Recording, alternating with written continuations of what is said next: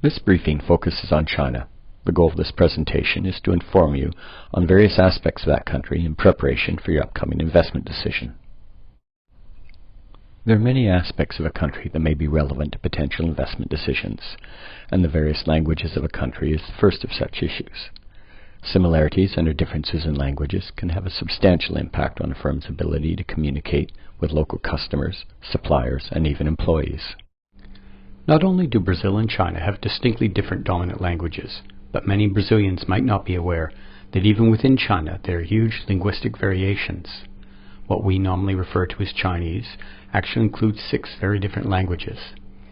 Fortunately, it is also true that a language, reasonably common to both countries, English, is widespread and growing rapidly. The Economist reported in 2006 that up to 1/5 of the Chinese population is learning English. A second issue which can influence a firm's ability to conduct business in a foreign country is the dominant religion.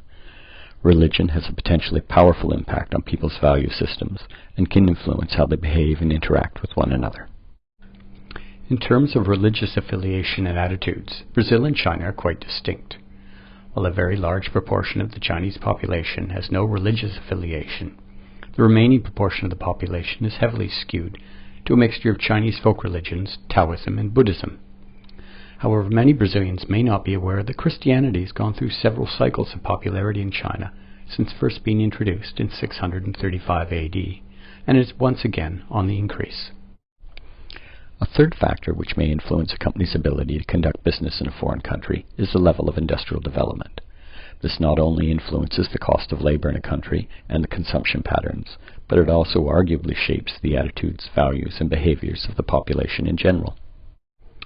In terms of the level of economic and industrial development, there are many similarities between Brazil and China. For example, both countries are well ahead of third world countries and rapidly closing the gap on OECD countries in terms of GDP per capita, the prominence of the service sector, and the ownership of consumer goods. However, despite some obvious similarities, there are also some substantial differences between Brazil and China. Most notably among these differences are Brazil's higher GDP per capita, more than double China's, and the much higher level of ownership of motor vehicles. A fourth important issue is the similarities and/or differences in the educational systems of countries. Similar to Brazil, student numbers in China decrease sharply at higher levels due to scarcity of resources allocated to higher education. Fortunately, like Brazil, China has recently implemented major reforms in education to increase the access and produce more skilled labor. However, there are still substantial differences between the two countries' education systems. Most notably, the Chinese education system is not only highly regulated, but is also explicitly managed by the Chinese Communist Party at all levels. A fifth critical issue with respect to doing business in another country is similarities and/or differences in the legal and political systems. In China, the National People's Congress is deemed to be the highest organ of state power and is partially composed of a permanent body called the Standing Committee of the National People's Congress.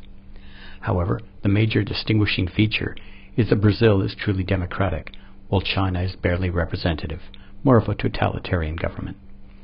Nevertheless, there are some similarities between the political and legal systems of China and Brazil. As is the case in Brazil, China has 3 branches of government: legislative, executive, and judicial. In China, the president and the vice president are elected by the National People's Congress for a 5-year term, very similar to Brazil. Moreover, the National People's Congress is similar to Brazil's House of Deputies, and the members are elected by the general public. A sixth, but potentially more subtle issue, is similarities and/or differences in actual business practices.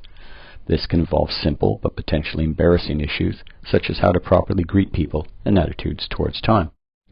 There are many differences between Chinese and Brazilian business practices. In China, avoid plans to visit government offices on Friday afternoon. This is a time reserved for political studies. Similarly, in Chinese business culture, conservative suits and ties and subdued colors are the norm. Bright colors are considered inappropriate. There are also differences in communication styles. Negative replies are considered impolite. Instead of saying no, answer maybe or I'll think about it and get into specifics later. However, there are more similarities between Brazil and China than many people assume. Business in China is based on personal relationships, known as guangxi. Chinese business people prefer to establish a strong relationship before closing a deal, and business meetings often start with personal conversations. In essence, much like Brazil, the personal relationships and the emotions that are generated from those relationships drive negotiations and problem solving. The seventh and final issue is the broader set of cultural values which are commonly shared by a large portion of a country's population. Countries can vary in terms of the emphasis placed on individuality versus conformity, the attitudes towards uncertainty and ambiguity, the attitudes towards authority and social inequities, and not least, attitudes towards how gender roles are allocated in society. China and Brazil have similar cultures in many ways.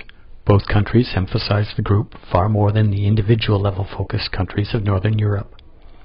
Both countries respect authority and treat upper level managers with deference. Conversely, the Chinese are in general more comfortable with uncertainty than Brazilians, and Brazilians are also more liberal in terms of gender roles than the Chinese. This concludes our brief presentation on China.